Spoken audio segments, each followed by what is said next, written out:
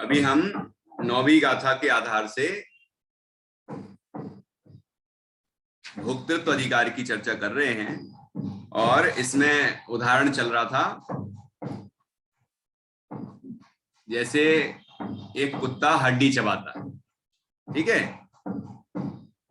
तो पंडित टोडरमल जी साहब ने ये उदाहरण दिया और कहा कि जैसे कुत्ता हड्डी चबाता है तो हड्डी से उसके जबड़े छिल जाते हैं,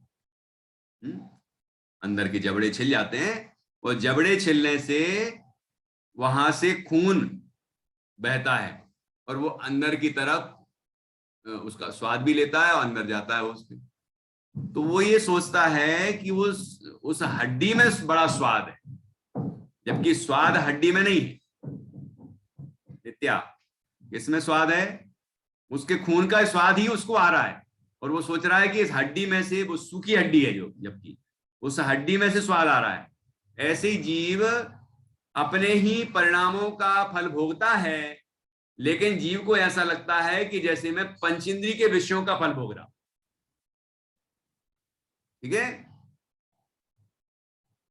तो इसी निमित्त नैमित्तिक पने को बताने के लिए आचार्य ने व्यवहार नय का प्रयोग किया है, लेकिन वस्तु का यथार्थ स्वरूप जो है वह अगले नय ने बताया है और हमें वो बात समझना चाहिए।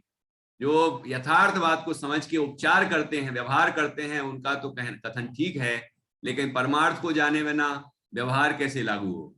तो यहाँ पर ये समझना है कि आत्मा उपचरित असद्भुत व्यवहार नय से इष्ट अनिष्ट पंचेंद्रिय विषय जनित सुख दुख को भोगता है।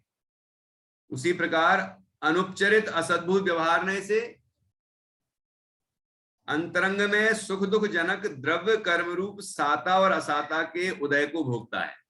देखो, साता कर्म और असाता कर्म, पुण्य कर्म और पाप कर्म के को भोगता है, ये उदय को भोगता है।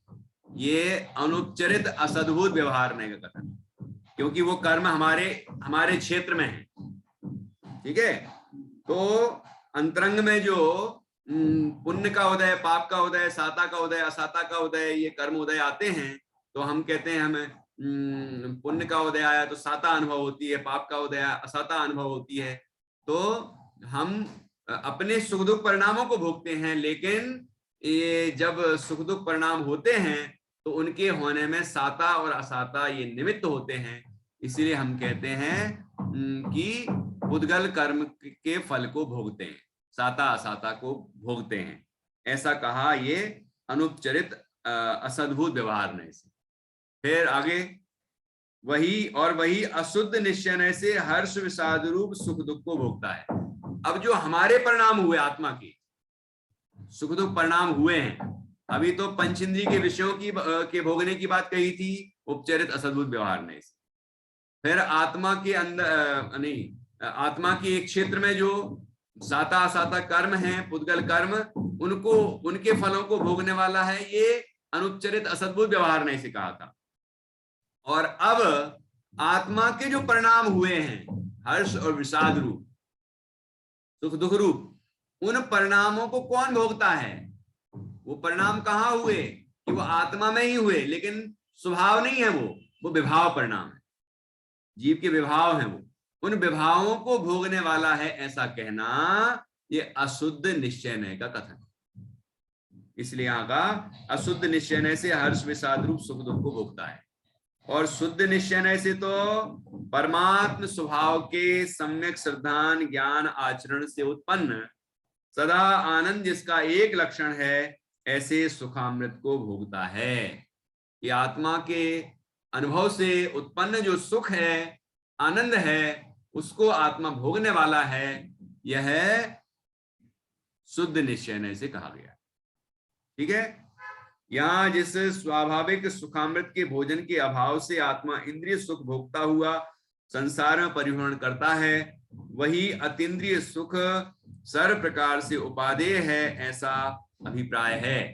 अब हमें ये पूरी गाथा होने के बाद क्या निष्कर्ष निकला, भावार्थ क्या हुआ कि हमें क्या ग्रहण करना है, कि हमें किसका भोजन करना है? बोलो। किसका भोजन करना है नित्या? हाँ हाँ, आत्मा के आनंद रस का, ठीक है, उस सुखामृत का पान करना वो उपादेय है, यही करने लायक है। क्योंकि यही नहीं किया है इसीलिए हम बाहर का भोजन करने की सोचते हैं, पंचेंद्रिय के विषय भोगने की सोचते हैं, पुण्य पाप के फल की तरफ देखते हैं। लेकिन जब हम अपने आत्मा के आश्रय से सुखामृत का पान करेंगे तो हमें पर की इच्छा होगी ही नहीं, ठीक है, पर से हमारी पूरी दृष्टि हट जाएगी। ऐसा उपादेय भूत सुखामृत का पान करना हम सबको आवश्यक है, और यही इस गाथा का संदेश है। हम सभी इस 9वीं गाथा के माध्यम से जो संदेश दिया गया है उसका हम अंदर में उसका प्रयोग करें, उस सुखामृत को हम प्रकट करें स्वभाव के आश्रय से, आत्मा के आश्रय से, और परम आनंद को पाएं, यही मंगल भावना है। इस तरह यहाँ ये गाथा पूर्ण हुई। अब कल 10वीं गाथा चलेगी जिसमें स्वदेह प्रमाण, आत्मा स्वदेह प्रमाण है, ये बात बताई गई है, और इसकी चर्चा हम कल करेंगे। सभी गाथा भी याद करें और इतना अच्छे से तैयार करके आए। जिनवाणी स्तुति करते हैं। निज निधि, बोलिए नित्या, सभी बोलो। निज निधि